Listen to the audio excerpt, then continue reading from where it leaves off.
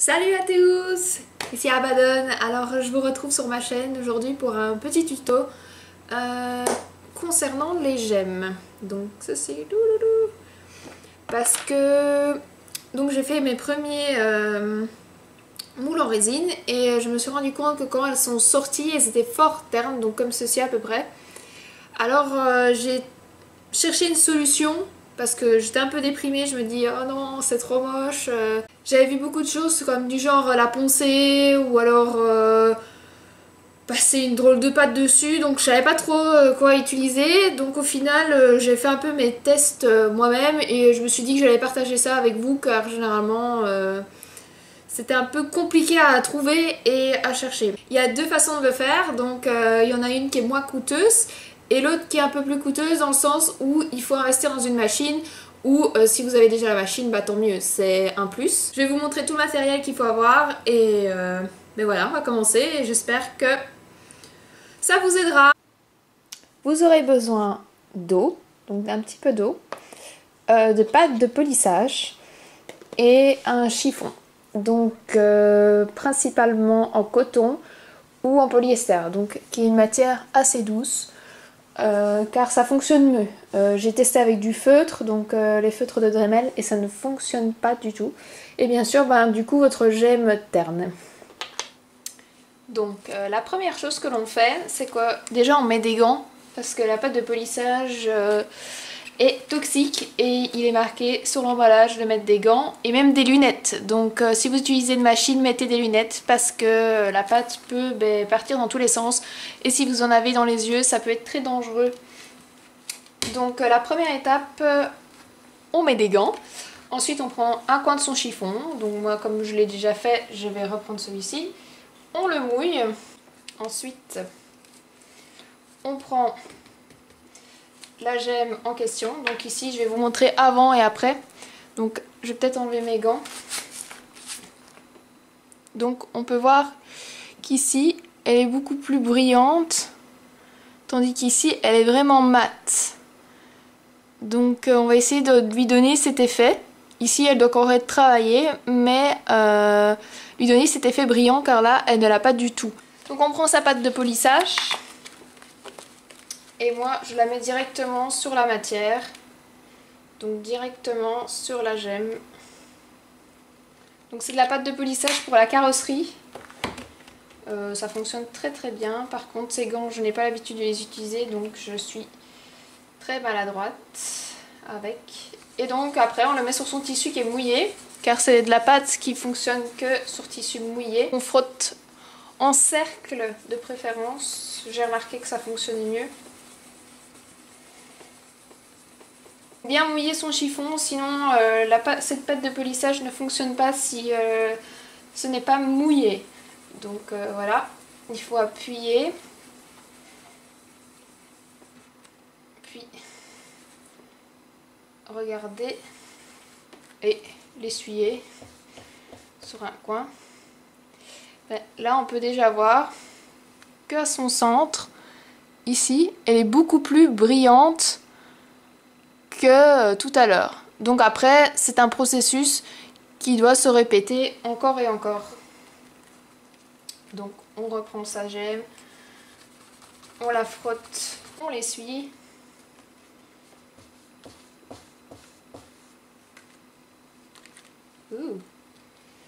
Ces gants sont trop grands pour moi. Et on regarde. Et on continue encore et encore. Voilà, on voit ici qu'elle est beaucoup plus transparente. Donc ça c'était la première méthode. Après ça, pour le rangement c'est simple, on lave son chiffon et on range le tout et voilà c'est fini. Ensuite je vais vous montrer la deuxième solution si vous avez une machine pour polir tout simplement. Donc voilà, pour la prochaine étape on aura besoin d'une polisseuse donc qui polie les carrosseries. Ensuite on aura besoin de lunettes comme je l'ai dit pour la pâte à polisser. D'un masque, car j'ai oublié de préciser, mais si vos gemmes ont des défauts, il faut les poncer avant, ce qui semble logique avant de les polir, sinon ça ne ressemblera à rien. Donc pour ça j'ai passé par trois papiers différents.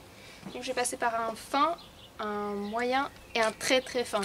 Donc je commence par un P120 qui est un papier quand même doux, hein, pas un gros grain, parce que sinon ça va faire des griffes et on ne saura pas les ravoir quoi. Donc après un P180 et un P800, donc c'est un très très très petit grain.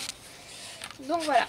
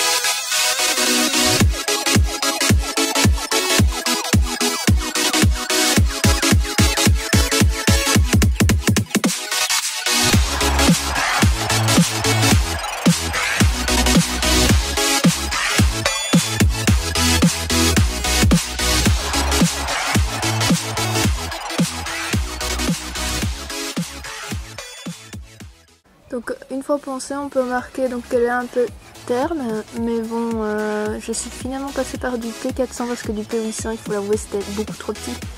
Mais donc voilà, elle est terne, ce qui est logique. Et donc maintenant, on va la poncer avec la polisseuse. Pour la polisseuse, on n'a plus besoin du masque, mais il faut absolument ses lunettes et son magnifique gant. Et de l'eau aussi. Parce que pour celle-ci, il faut de l'eau, bien sûr. Je n'en ai pas sur la table parce que la polisseuse, ben, ça fait des vibrations, donc vaut mieux pas. Donc voilà.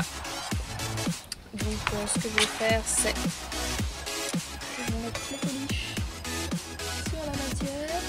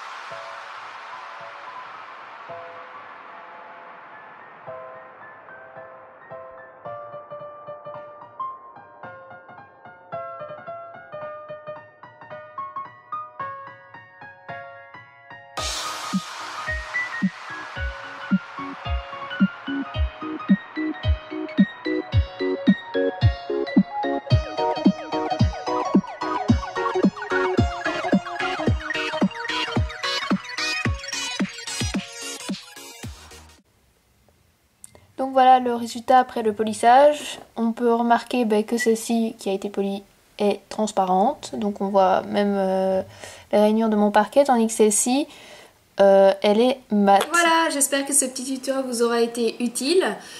Si vous avez aimé, n'hésitez pas à mettre un petit pouce. Et aussi à vous abonner à ma chaîne pour d'autres tutos. En tout cas, merci pour tout. Merci d'avoir regardé cette vidéo. Et n'hésitez pas à mettre un commentaire, un petit pouce ou alors de vous abonner. Allez, salut, à la prochaine!